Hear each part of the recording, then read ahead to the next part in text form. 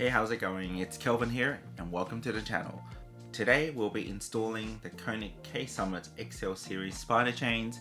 They are basically designed for modern day sports cars and low profile tires. It works very well with my Tesla, and in this case it also works very well for my Kodiaq on display here. Even though it's got very thick rubber, it actually doesn't have sufficient clearance inside the wheel well. So in the end, I needed to fit some spider chains as well. It doesn't wrap around the rubber, so it never interferes with the suspension. In this case, like a spider, the leg just touches the outside of the rubber and doesn't even touch the rim, which is why it's very good for low profile tires. The package also comes very well equipped. Out of the box, you get a very durable K-Summit bag. You can really chuck this bag around and it's water resistant. I've left it in the snow, I left it on dirt road, and you can see the bag practically looks brand new. Inside the bag, you get obviously the set of chains, you get waterproof instructions, which unfortunately I lost mine, had to reprint them. You also get a bag of tools which has everything you will need to fit the chains or adjust the chains on the go. Inside the tools bag, it comes with different sizes of nuts, bolts, spacers, so you can fit different size wheels, and it also comes with its own spanner, wrench, and also a hex key so you can adjust the chains. So when you first got your chains, you need to make sure they fit your profile, so you need to look at the instructions. In this case, I drive a Skoda Kodiaq and the tire profile is 235/50-19. So in this case, in the brand new chains, I need to just lose 3 of those pins in order to lengthen the chain itself so that it fits the tire. How do you know what your profile is? You just need to go to your tire. In this case, mine's is here and it's written across the rim, where it's a little bit hard to see, but it will say 235/50-19, or like bigger ones over there, 235/50-19. And you just need to match the tire profile back to whatever's written on the instructions, and then you just need to loosen the chain. So what I'm going to do now, I'm going to take the chain, loosen it up a little bit, and I shall take 3 of the pins out. So the ones you take out are the ones that has marked yellow. These are the pins that you don't want and they're allowed to take out. The other ones are usually silver, so it's pretty clearly marked out which ones you can take out, which ones you can't. They give you the tools already. You've got one side that you can just fit the hex in, and the other side is just basically an Allen key. So you take off, in this case 3. It's pretty tight, so take them out. They've got some anti-rust paint on it, so it can be pretty tight. And once you've taken them out, I personally will put them aside and tighten them back up and put them aside, just so you don't lose them, because you never know, you might need it for another car someday. Let's put it back together. One, another one. So now that's done, there's one more step you need to do. You see this component here? Just want to make sure it's in frame. This part here goes around the nut of the car. So what you need to do is to prepare this whole module along with your wheel to make sure the size actually fits, and you've taken off all the nut caps, which most cars these days have. And cars these days usually come with a tool like this that you can just take off the nut caps. Take this off.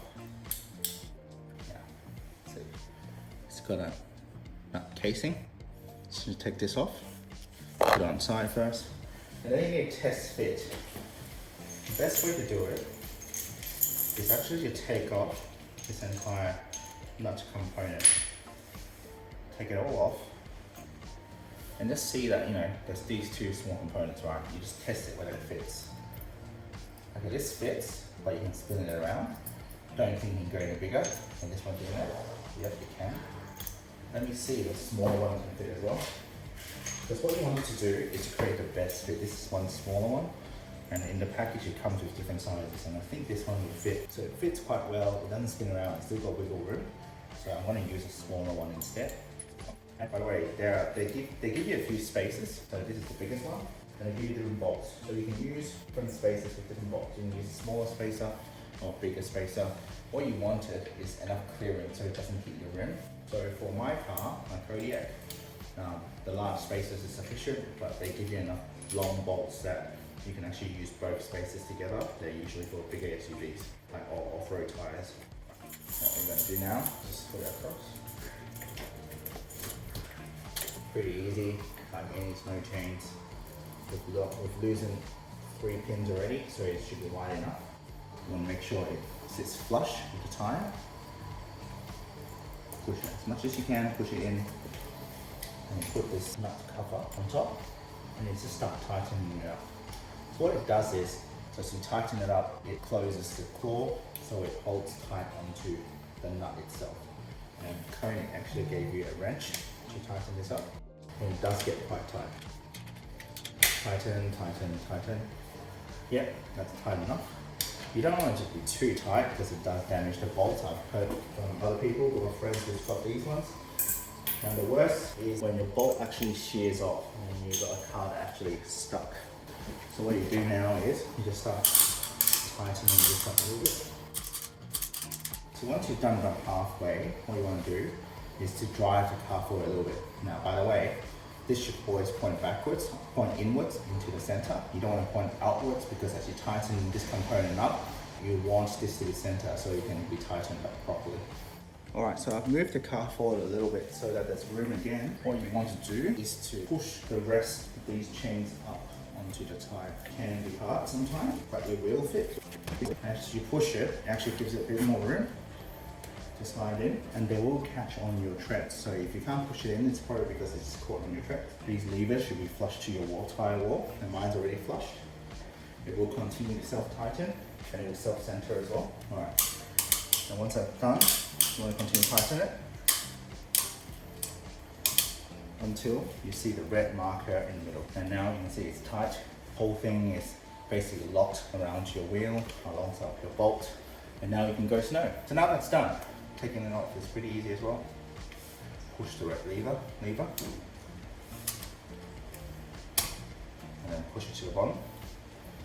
Pull it a little bit, and then you can just slowly yank them back out. Pretty easy. Now I hope this will be helpful for you. An extra pro tip is to bring a pair of gloves and also doormats for you to lie on. You won't enjoy it when you have to do everything on the snow. Well, thank you for watching. It's Kelvin from Kelvin Down Under. Do like and subscribe, and I'll see you guys next time.